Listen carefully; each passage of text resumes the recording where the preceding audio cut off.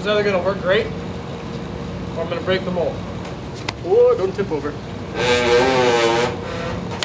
This client originally commissioned a walnut dining table, but he wanted to see if we could achieve something that would tie in closer to the color of his floors. So instead of just staining the walnut slabs to achieve that gray stained ash that he had in his house, we decided to switch the species to white oak and try a finishing technique that we had never used before.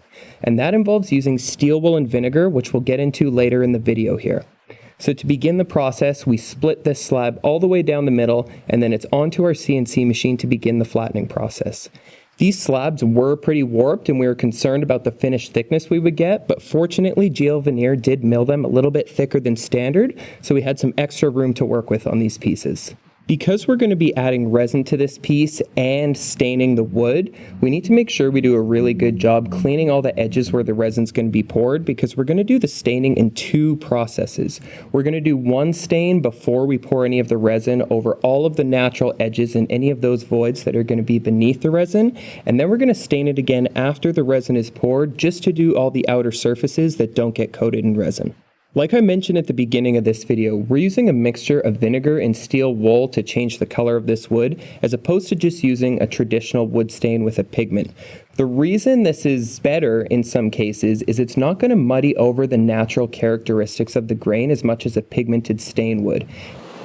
So this is the vinegar and steel wool that we're working on, which is going to turn that oak slab like a blackish color. So we're filtering out all the steel wool so that we don't embed the wood with a bunch of metal particles and destroy all our blades. Essentially what happens when you mix the vinegar with the steel wool, it creates a chemical reaction and forms rust, and then when you apply that to the surface of the wood, it reacts with the tannins in the wood to bring out this darker color. So it's really going to work the best on woods that have a lot of tannins in them naturally. White oak is one of the highest. Walnut also has quite a bit of tannins in it, but the reason we decided to go with the white oak instead of sticking with the walnut is it has that same coarse grain that you find in ash. Let's go painting!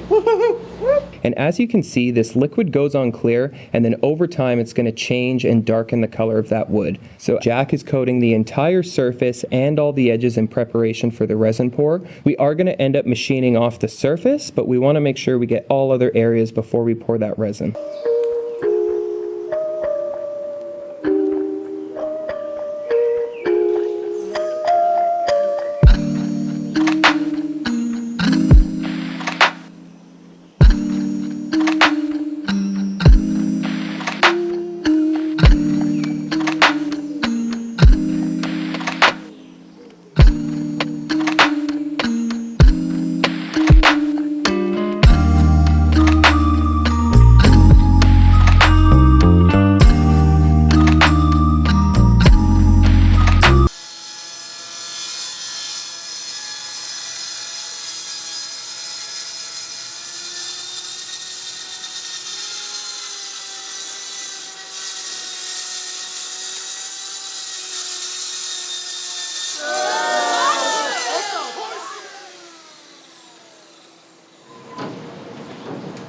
Alrighty, I guess I'm trying to put these in on my own. That'll be fun. I thought that they were gonna help, but I thought so too.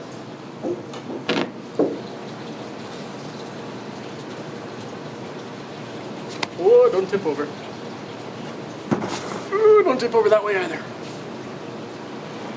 Quick, while you're filming, make sure it doesn't tip over while I walk over to the other side. Alright, now you're good. You can film again. Let me know when you're ready. I never stopped filming. Never stop filming. Oh, look at the commitment to your craft. This is the easy one. This is either going to work great, or I'm going to break the mold.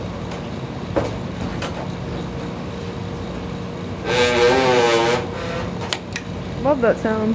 Yeah, it's a good one.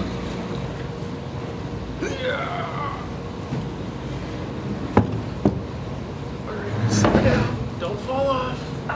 It's making me so nervous.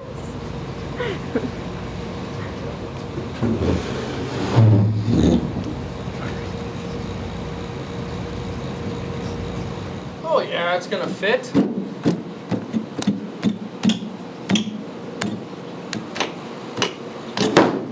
So as you can see here with the slabs in the mold, that oxidized finish really helped maintain the natural variation in the slabs, especially between the heartwood and the sapwood. Now once we've got them placed into the form, we can begin mixing up the resin for this process. So we're using our Black Forest Deep resin to achieve this pour in a single shot, as these slabs are nearly 3 inches thick, and we don't want to have to do this in layers as the client wants a completely clear pour. To achieve the color that he's after, we're adding a few drops of Color Effects black dye, as it's not going to obscure the transparency of the table, but it's going to give a slight tinted black color to help tie in with the overall theme of this piece. You can see that initially the white oak looks kind of gray, but as soon as the resin hits the surface, that deep brown or black color starts to come out.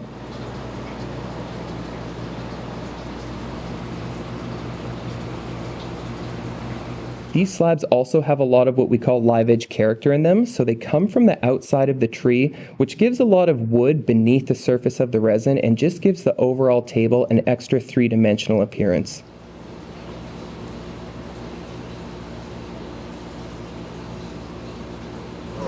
We've got all our buckets mixed up. There's a tinted black resin that's going inside, and we got a couple hundred people in here, so let's get after it. How do you eliminate all the woodness after prepping the slab to prevent dust suspended in the resin? We blow everything out with compressed air as good as we can, and then usually once it goes in the mold, it gets blowed out again and vacuumed, and it's quite the process. How do you finish the table? Sanding, finishing, epoxy oil. We sand up to 320 grit, and then we apply our Black Forest furniture oil and Black Forest ceramics. Totally random guy from Kenya saying hi, good job, and I hope the world one day connects and sharing skills. Thank you, Chief.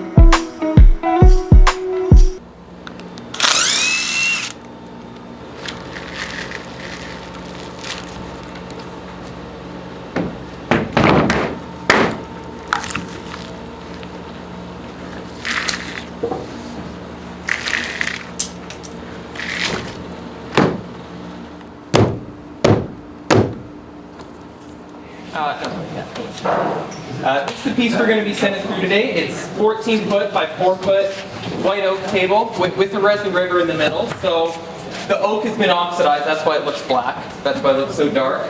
We've got about 18 to 24 inches in some spots of white oak on either side. And then we've got the resin river going down the middle, and we also have this layer of resin that's been left on top after the pour. So obviously the goal with this machine is to remove all of that excess that's on there so we can get down to our wooden surface again and then begin our sanding process. So I'm excited to show you guys how it works. So for the first pass here, I'm just going to run the planer head. I'm not going to run the sander heads because I don't want to wear out my belts for no reason. Once I get down to the wooden surface that we would actually want to sand ourselves, at that point I'm going to start up the sanding heads and we'll run everything to get a nice clean surface. How long is the first pass? How long will it take? Yeah. 20 seconds, 25 seconds, right? Yeah, it goes through pretty quick. Yeah. And we're measuring this piece. Some spots are around 70 mils, some spots are around 69, 68 mils. This machine can take off a maximum of 3 mils in one pass, so we're going to set this to around 68 right now. We'll cut about 2 millimeters. We do also have a return feed option on this, so I'm going to turn that on.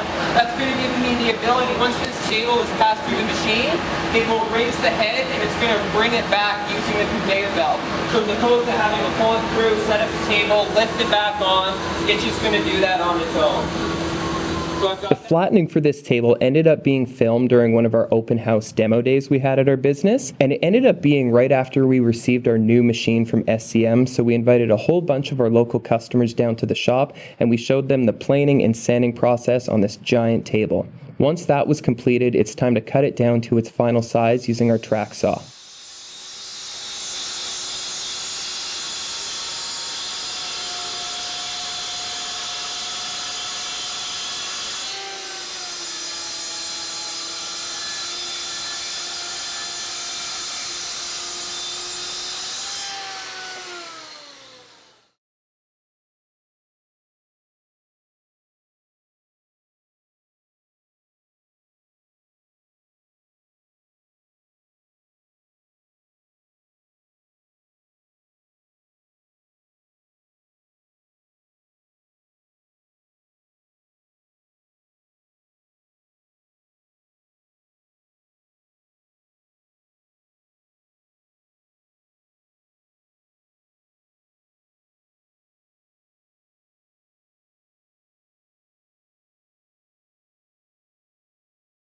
As you can see on the underside of this table, there is a lot of resin that we ended up leaving on the surface. That was because the slabs were so warped, like I mentioned earlier in the video, but we're not too concerned about it because on the top side of the table, we were able to clean off all those areas where the slabs warped beneath the surface. And then on the underside of the table, we're machining in some pockets just for the plates that are going to be screwed into the top of the X base for this table so that all of the mounting points can be completely flush with the underside of the table.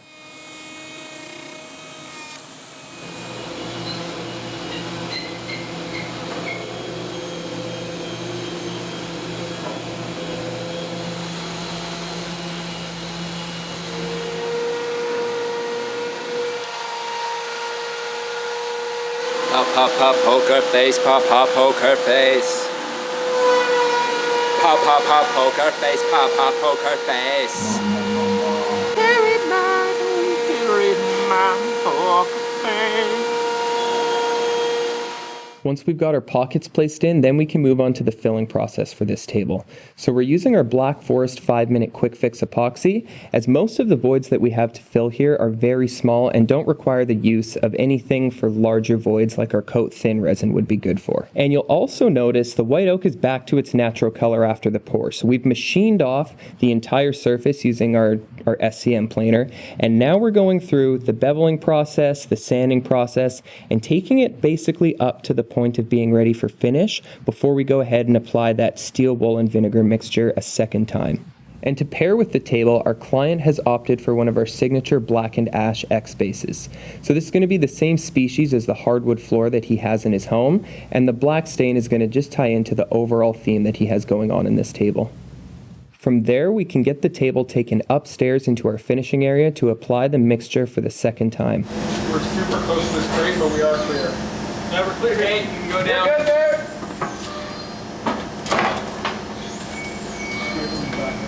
The nice thing about this finish that we found while doing some samples is since it's a reactive stain product and there's no actual pigment in this mixture, it doesn't react with the resin or leave any residue or film over it. So we can go over the entire surface when we're oxidizing it for the second time after we poured our resin and not really run into any issues. The only thing that you'll find is that this does raise the grain just because of the water that's in the vinegar. So after you've done this initial application, you might want to hit it with a gray pad just to knock down some of those raised fibers, but other than that, there's no real issues that we found with putting this on a finished sanded table. After applying our mixture and allowing it to evaporate for 24 hours so all that moisture was gone out of the wood, we could then come along and apply our Black Forest furniture oil. So it's important that you do wait that 24 hours because if there's any moisture left in the wood, it could cause issues with your oil finish bonding to that surface. So we gave it that 24 hours, everything felt fine, we knocked down those raised fibers, and then we're going ahead and applying the oil as we usually would. After we finished applying the oil, we are going ahead and applying a coat of our Black Forest ceramic coating. This is going to give an additional layer of protection to the piece, and as you can see, it really brought out more of that black oxidized color. Alright, let's go. Curtis, try not to strip on it, eh? Try Yep. Yep. Alright. Come down slowly and shift like this. Like Curtis, take a step back. Curtis, back up.